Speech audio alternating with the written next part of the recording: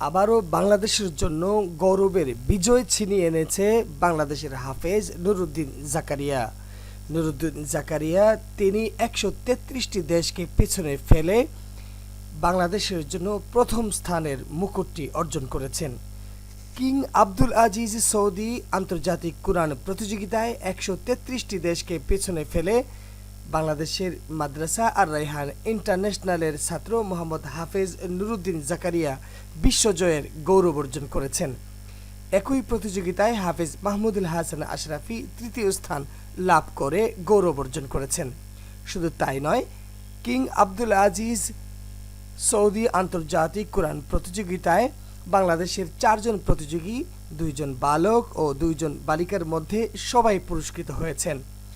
আল্লাহর অশেষ মেহেরবানি, বিশ্ব দরবারে আরও একবার সগর্বে উঁচু হল বাংলাদেশের লাল সবুজের পতাকা। সৌদি আরবের মর্যাদাপূর্ণ কিং আব্দুল আজিজ আন্তর্জাতিক কুরআন প্রতিযোগিতায় ১৩৩টি দেশকে পেছনে ফেলে অসাধারণ এই কৃতিত্ব অর্জন করে বাংলাদেশের দামাল কিশোর হাফেজগণ। কোরআনের ১৫ পারা বিভাগে প্রথম স্থান অর্জন করেছেন হাফেজ নুরুদ্দিন জাকারিয়া। তিনি পুরস্কার হিসেবে পেয়েছেন ১,৫০,০০০ সৌদি রিয়াল। ৩০ পারা পূর্ণ কোরআন বিভাগে তৃতীয় স্থান অধিকার করে বাংলাদেশের জন্য গৌরব ছিনিয়ে এনেছেন হাফেজ মাহমুদুল হাসান আশরাফি। তিনি পুরস্কার হিসেবে পেয়েছেন ১,৮০,০০০ সৌদি রিয়াল।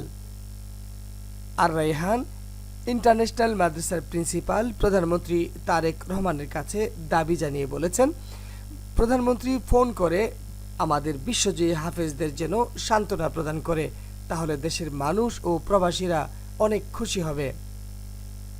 তিনি বলেন, আগামীকালকে যেন আমাদের মাননীয় প্রধানমন্ত্রী ভিডিও কলে কথা বলে এদেরকে সান্ত্বনা দেয় এবং উৎসাহ দেয়, ঠিক না বেঠিক? বিশ্বজয়ী হাফেজদের বিজয়ী প্রবাসীরা অত্যন্ত খুশি প্রকাশ করেছেন। নিজেদের সন্তোষ প্রকাশ করে তারা বলেছেন, এটা যেন তেন কোনো প্রতিযোগিতা নয়, কোরআনের প্রতিযোগিতা, মহান আল্লাহ রাব্বুল আলামিনের গ্রন্থ আল কোরআনের প্রতিযোগিতা। বিশ্ব দরবারে বাংলাদেশের মুখে উজ্জ্বল করবার জন্য আমাদের এই কিশোর তরুণরা যে অবদান রেখেছে তাদেরকে অবশ্যই মূল্যায়ন করা উচিত। অনন্ত বরকতের এই প্রতিযোগিতায় অংশগ্রহণ করে বাংলাদেশের মানুষের দাবিকে তারা সমুন্নত করেছে এবং বাংলাদেশের পতাকাকে উড্ডীন করেছে। আজ তারা বাংলাদেশের জন্য বড় গৌরব বয়ে এনেছেন। তাদেরকে মূল্যায়ন না করলে কাদেরকে মূল্যায়ন করা হবে? বিশ্বের সবচেয়ে মর্যাদাপূর্ণ এই প্রতিযোগিতায় এমন সাফল্য শুধু ব্যক্তিগত অর্জন নয়, এটা গোটা বাংলাদেশের জন্য এক অনন্য গৌরবের মুহূর্ত। এই গৌরবের মুহূর্তকে ধারণ করবার জন্য বাংলাদেশের সরকার, গণপ্রজাতন্ত্রী বাংলাদেশকেই এই বিষয়টিকে নতুন করে ভেবে দেখা দরকার। কারণ শুধু খেলাধুলা নয়, খেলায় বিশ্বজয় এখনও সম্ভব হয়নি, কিন্তু পবিত্র কালামে পাকের কম্পিটিশনে সমগ্র বিশ্বে বারবার কৃতিত্ব অর্জন করে চলেছে বাংলাদেশের হাফেজ ছেলেরা।